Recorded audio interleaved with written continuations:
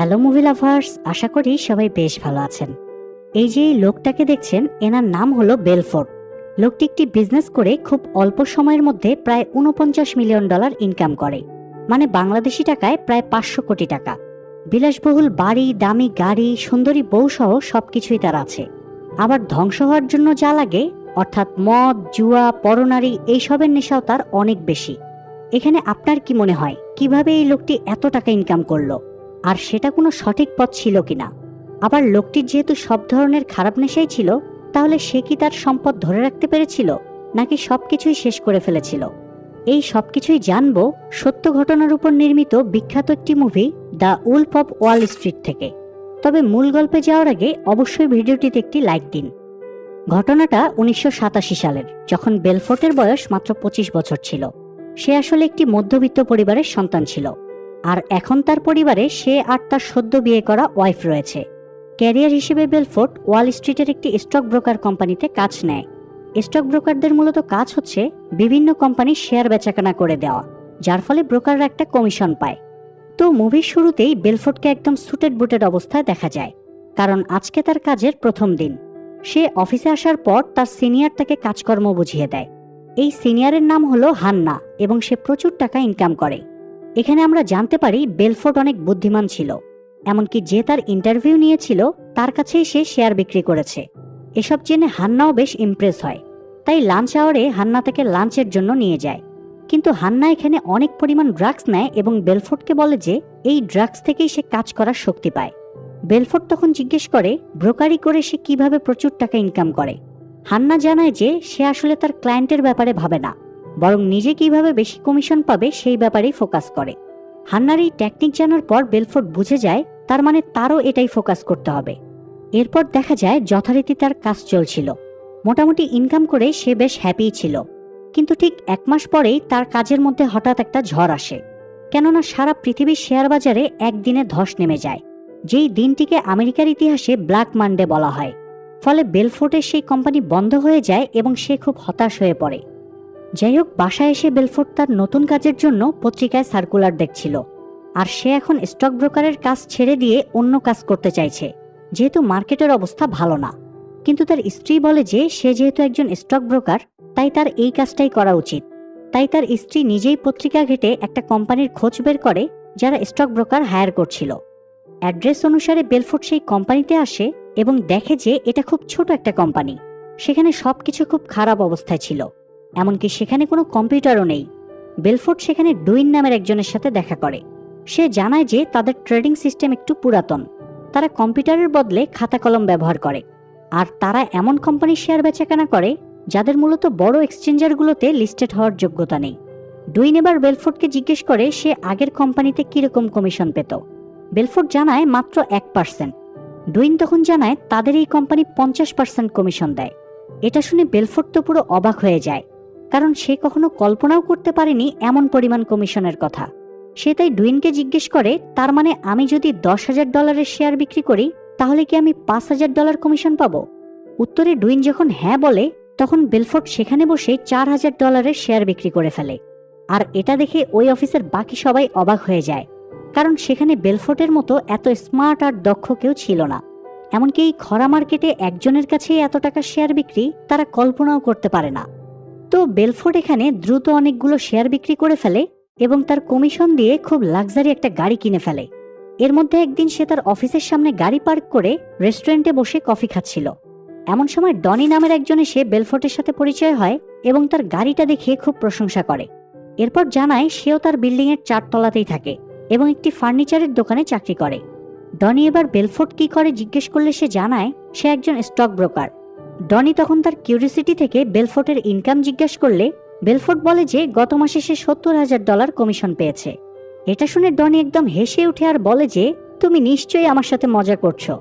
ওকে, তুমি যদি আমাকে এই $70,000 পে চেক দেখাতে পারো, তাহলে এখনই আমি আমার জব ছেড়ে দিয়ে তোমার সাথেই কাজ করব।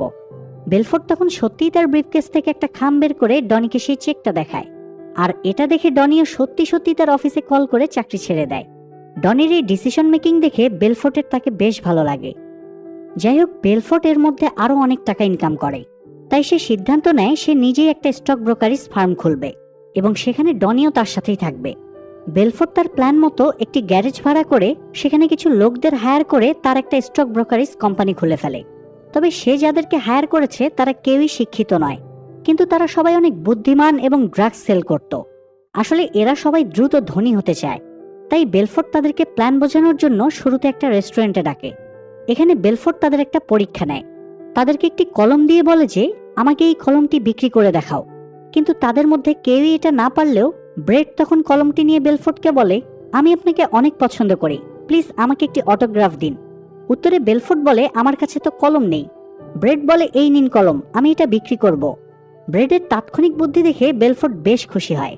এরপর তারা সবাই মিলে গ্যারেজে বসেই কাজ শুরু করে দেয়। ধীরে ধীরে তারা অনেক টাকা ইনকাম করতে থাকে। তাদের অফিসও ধীরে ধীরে বড় হতে থাকে।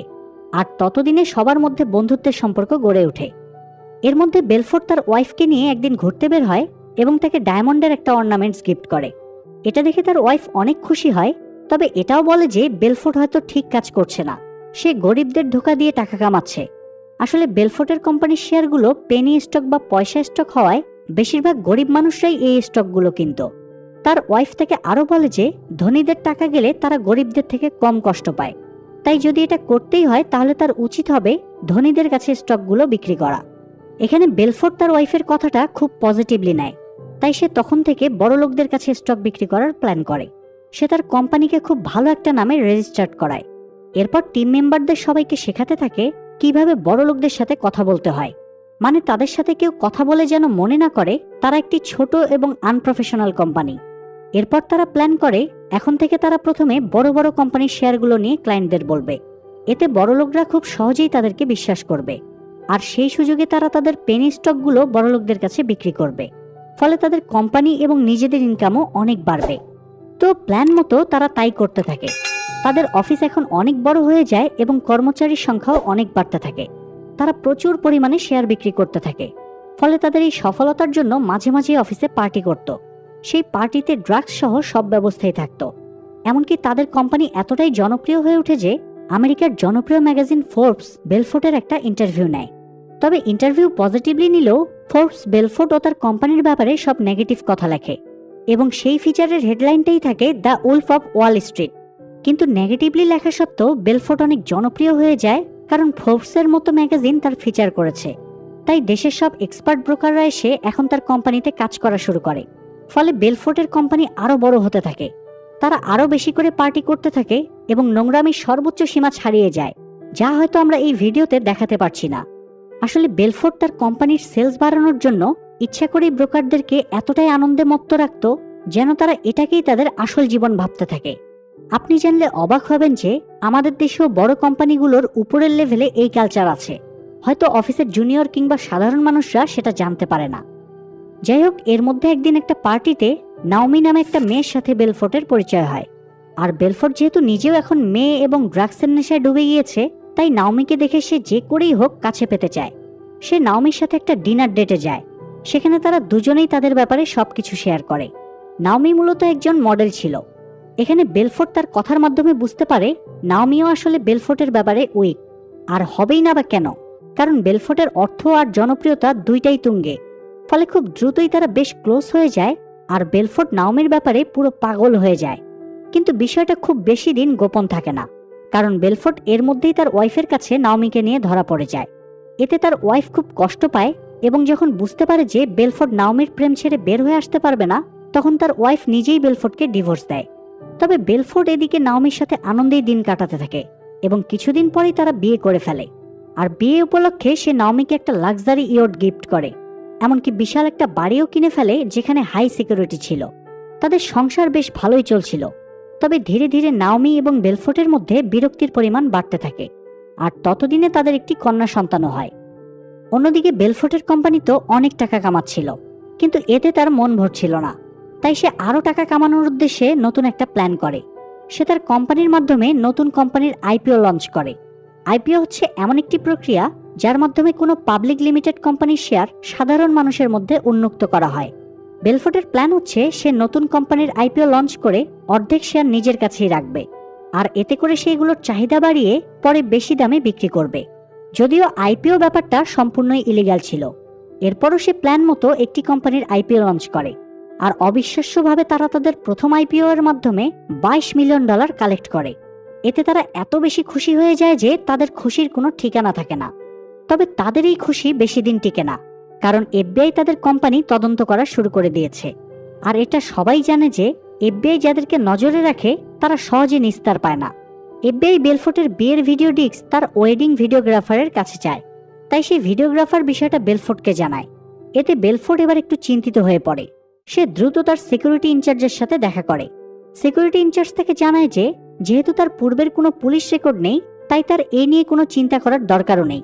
তবে সে এটাও বলে যে বেলফোর্ট যাতে এফবিআই এর সাথে কোনো রকম যোগাযোগ না করে, কেননা যোগাযোগ করলে এফবিআই বেলফোর্টকেই তার নিজের বিরুদ্ধে ব্যবহার করবে। তবে বেলফোর্ট এখানে একটি ভুল করেই ফেলে।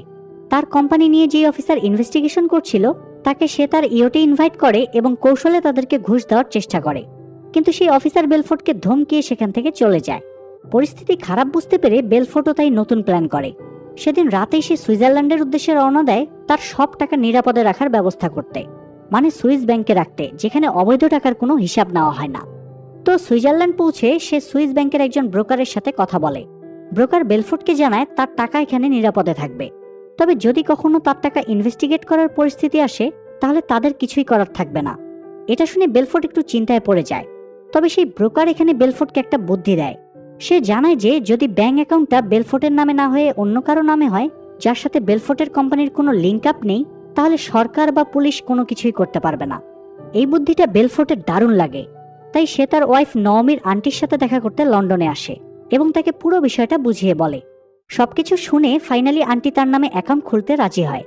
তো বেলফোর্ট সেখান থেকে আবার দেশে ফিরে আসে, আর এখন সে তার বন্ধু ব্রেডের স্ত্রীর পরিবারের মাধ্যমে তাদের সব টাকা পাচার করতে থাকে, কারণ তারা ছিল সুইজারল্যান্ডের পাসপোর্টধারী, তাই এয়ারপোর্টে পুলিশও তাদেরকে কোনো রকম বাধা দেয়নি।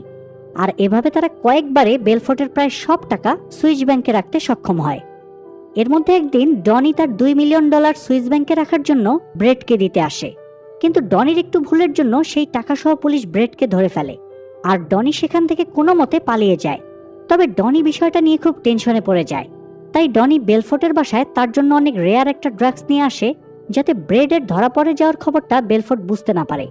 আর বেলফোর্ট যেহেতু অনেক মাদক প্রিয় ছিল, তাই ডনির কাছ থেকে এই রেয়ার ড্রাগসটা পেয়ে সে অনেক খুশি হয়।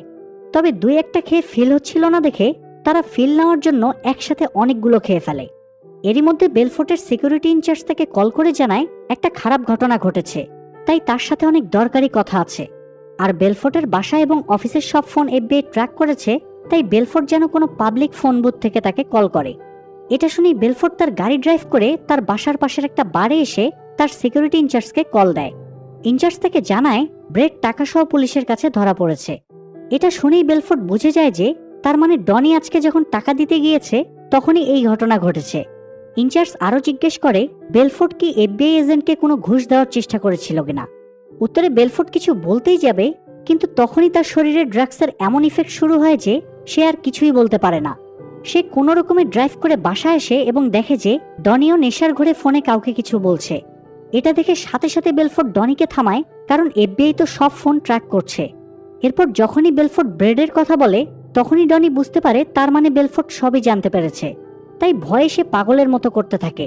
এমনকি সামনে থাকা খাবার খেতে গিয়ে ডনির গলায় খাবার আটকে যায় এবং সে আর নিঃশ্বাস নিতে পারছিল না।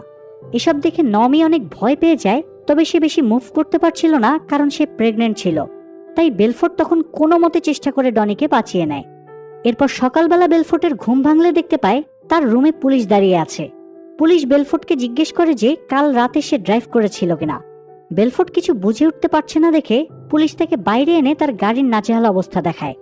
এবার সে মনে করতে পারে তার মানে গতকাল রাতে সে নেশাগ্রস্ত অবস্থায় গাড়ি চালাতে গিয়ে নিজের এবং অন্যের গাড়ির ক্ষতি করেছে।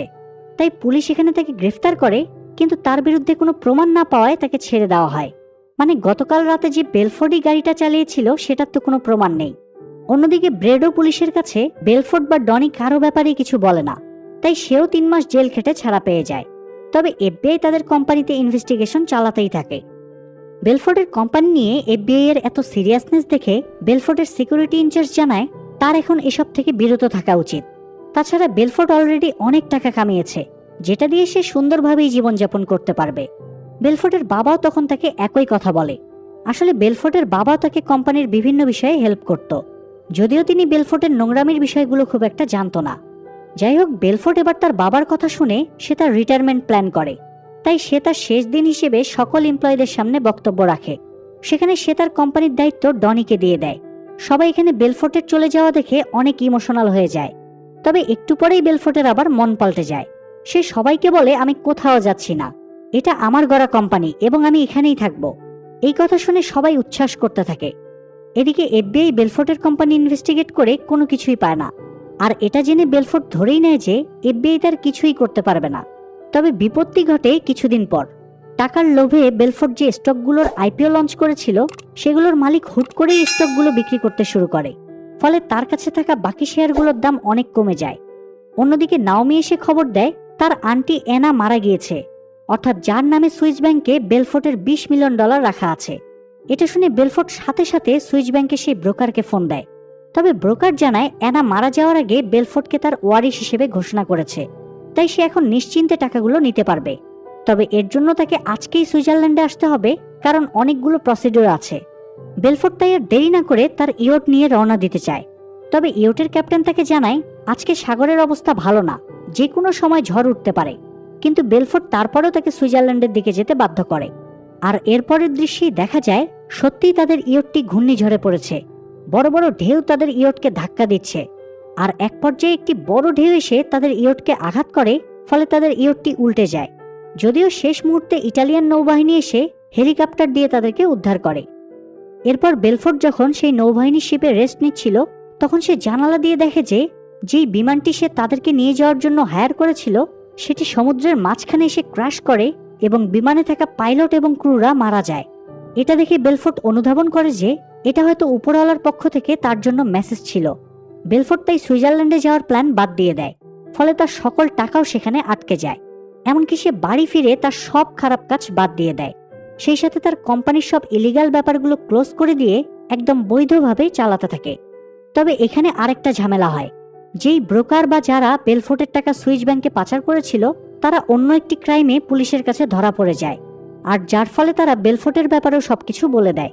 ফলে এফবিআই এবার বেলফোর্টকে গ্রেফতার করে। যদিও বেলফোর্ট এখানে সেই অর্থ পাচারের দোষ স্বীকার করে নেয়, তাই আদালত তাকে $10 মিলিয়ন জরিমানা করে। কিন্তু তার সব টাকাই তো সুইস ব্যাংকে আটকা আছে। আদালত তাই তার পায়ে একটা জিপিএস ট্র্যাকার লাগিয়ে গৃহবন্দী করে রাখে, যেন সে পালাতে না পারে। ফলে এখন সে তার বাড়ি বিক্রি করে হলেও জরিমানার টাকা পরিশোধ করতে চায়। কিন্তু ডনি তার সাথে দেখা করতে এসে বলে যে সে যেন তার বাড়ি বিক্রি না করে। ডনি এবং বাকিরা মিলে জরিমানার $10 মিলিয়ন জোগাড় করবে। এটা শুনে বেলফোর্ট অনেক খুশি হয়। তবে এফবিআই বেলফোর্টকে আবার ডেকে বলে যে বেলফোর্ট যদি তাদেরকে অন্য সব ফ্রড স্টক ব্রোকারদের ধরতে হেল্প করে, তাহলে তারা বেলফোর্টের সাজা কমানোর জন্য সুপারিশ করবে। কারণ অর্থ পাচার ছাড়াও বেলফোর্টের কোম্পানি যেই ক্রাইম করেছে, তাতে তার প্রায় 20 বছরের জেল হতে পারে। অন্যদিকে বাচ্চাদের কথা চিন্তা করে নাওমি বেলফোর্টকে ডিভোর্স দিয়ে দেয় এবং তার বাচ্চাদের নিয়ে বাড়ি থেকে চলে যায়। এতে বেলফোর্ট তার নিজের ভুলগুলো আরও বুঝতে পারে। সে তাই এফবিআইকে হেল্প করতে রাজি হয়। এফবিআই তখন তার শরীরে মাইক্রোফোন লাগিয়ে ডনির কাছে পাঠায় তার সম্পর্কে তথ্য নিতে। তবে বেলফোর্ট তার বন্ধুকে বাঁচানোর জন্য তাকে একটি চিরকুট দেয়, যেখানে লেখা ছিল এফবিআই তার শরীরে মাইক্রোফোন লাগিয়ে দিয়েছে, তাই সে যেন এমন কিছু না বলে যাতে তারা ফেঁসে যায়। আর তাই ডনিও সেখানে তেমন কিছুই বলে না। কিন্তু পরের দিন দেখা যায় এফবিআই বেলফোর্টের বাড়িতে এসে সেই চিরকুটটা তাকে দেখায়, যেটা সে ডনিকে দিয়েছিল। আসলে ডনি মূলত নিজের সাজা কমানোর জন্য এফবিআই এর কাছে আগে থেকেই আত্মসমর্পণ করে। ফলে এফবিআই এবার বেলফোর্টের ব্যাপারে বেশ চড়াও হয় এবং তাকে গ্রেফতার করে। তাই বেলফোর্টও এবার এফবিআই এর কাছে সকল সত্যি স্বীকার করে নেয় এবং অনেক ফ্রড স্টক ব্রোকার ধরতে সহযোগিতা করে। ফলে একদম শেষে দেখা যায় প্রশাসনকে সহযোগিতা করার জন্য আদালত বেলফোর্টের 20 বছরের শাস্তি কমিয়ে 3 বছর করে দেয়। আর এই 3 বছর জেল খেটে বেলফোর্ট পুরোপুরি শুধরে যায়। জেল থেকে বের হয়ে সে একজন সেলস ট্রেনার হিসেবে তার নতুন ক্যারিয়ার শুরু করে এবং বেলফোর্ট বাস্তবে এখনো বেঁচে আছে। আসলে এই গল্পটা আমাদের দুইটা শিক্ষা দেয়। প্রথমত, আপনি আপনার ক্যারিয়ারে ভালো করতেই পারেন, কিন্তু সেখানে যদি আপনার লোভের প্রতিফলন ঘটে, তাহলে আপনার ক্যারিয়ার ধ্বংস হয়ে যাবে। আর দ্বিতীয়ত, আপনি সফলতার যে পর্যায়েই থাকেন না কেন, কখনো যদি মদ, জুয়া এবং নারীতে আসক্ত হন, তাহলে আপনার জীবনই ধ্বংস হয়ে যাবে।